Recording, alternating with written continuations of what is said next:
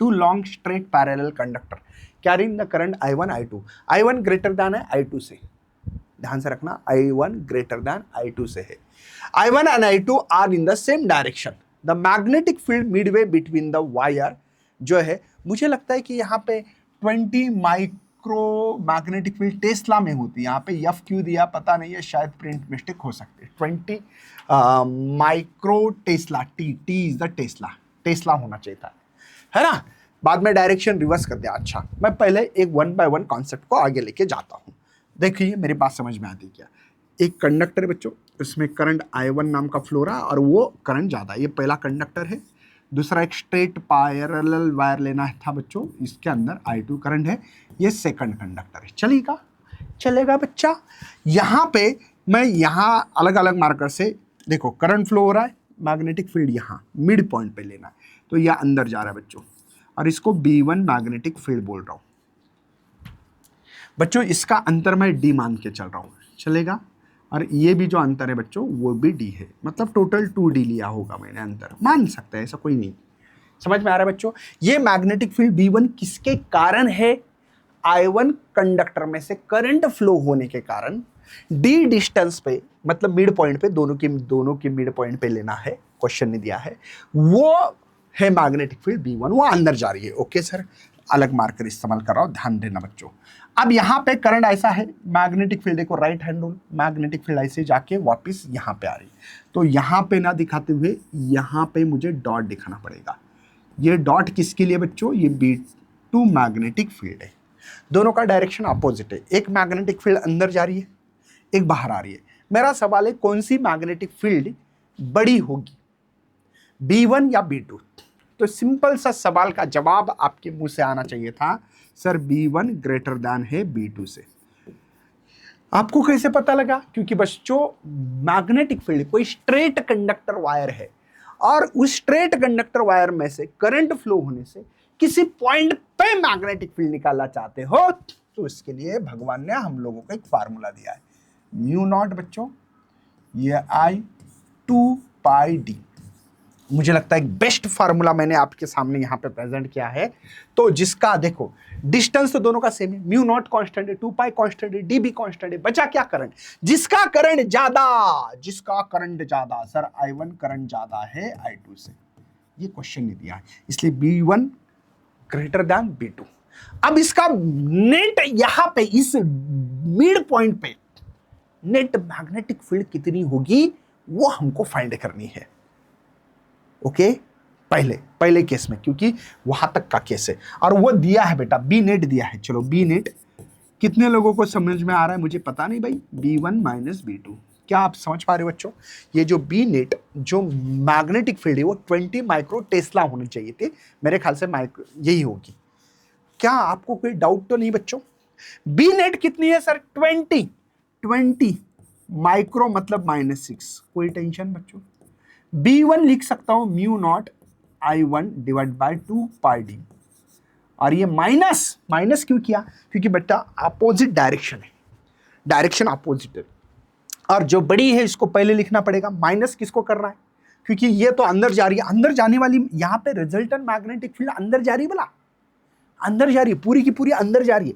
ये तो बाहर जो आ रही है ना, उसको काटते हुए वो अंदर जाएगी, क्योंकि ये कम है और B1 ज्यादा है, B2 कम है, इसीलिए ये मैग्नेटिक फील्ड अंदर जा रही है, ये अंदर ही जा रही है अभी भी, लेकिन सर ये बाहर आने वाली है, माइनस हो जाएगी।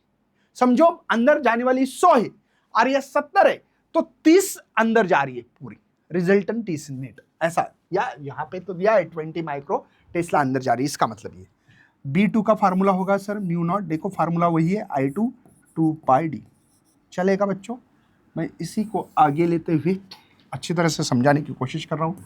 20 10⁻⁻6 बेटा, यहाँ पे म्यू नॉट, यहाँ पे 2 पाई D, यहाँ पे करंट बेटा I1 माइनस I2। इस इक्वेशंस को 1 बोलेंगे। कोई टेंशन तो नहीं मेरे बच्चे? समझ में आ रहा? पहला इक्वेशन, पहली कंडीशन समझ में आ गई, सेकंड कंडीशन पे आगे आ रहा हूँ बच्चों। अब यही कंडीशन है, बट अभी जो करंट है बच्चों यह I1 ऊपर जा रहा है पहले कंडक्टर में, और दूसरा जो कंडक्टर है बच्चों यहाँ पे रिवर्स करना, I2 को रिवर्स कर दिया। क्या आप समझ पा रहे बच्चों? रिवर्स मतलब उल्टे डायरेक्शन में। अब सिंपल पहले जैसे ही देखो, I1 करंट के कारण मैग्नेटिक फील्ड मिडवे बिटवीन, अंदर है बेटा, यहाँ पे अंदर है, ये B1 है, यहां से जो अंतर है वो D है, और ये भी अंतर D ही है। चलो सर, इसके I2 के कारण देखो बोला, I2 के कारण B2 मैग्नेटिक फील्ड होगी। देखो ये थंब नीचे करो, मैग्नेटिक फील्ड यहाँ पे भी अंदर जा रही है, रिजल्टेंट फील्ड दोनों भी अंदर ही जा रही है भाई। लेकिन उसकी मैग्नेटिक रिजल्टेंट है 50। क्यों 50 होगी बोला? क्योंकि ऐड हो जाएगी। यहाँ पे ये B2 है, ये B2, आप समझ रहे हो ना। यहाँ पे कम क्यों थी? क्योंकि एक अंदर एक बाहर थी, इसलिए कम दिखाई, 20 माइक्रो टेस्ला है। यहाँ पे 50 माइक्रो टेस्ला है, F नहीं है, वो T है, T फॉर टेस्ला है, ठीक है। यहाँ पे क्यों होगी ज्यादा? यहाँ पे क्यों होगी सर ज्यादा? यहाँ पे T होना चाहिए था। क्यों है ज्यादा? क्योंकि दोनों भी मैग्नेटिक फील्ड इनसाइड द जारी है, इसके कारण। बहुत बढ़िया सर, समझ में आ रहा होगा, उम्मीद कर रहा हूं भाई। चलो तो बी नेट जो है इसको हम लोगों को ऐसा रखना पड़ेगा सर, अभी B1 प्लस B2 प्लस। क्यों? क्योंकि दोनों का डायरेक्शन सेम ही बच्चों, भले इसमें I1 करंट ज्यादा हो कम हो तो भी ऐड ही करेंगे।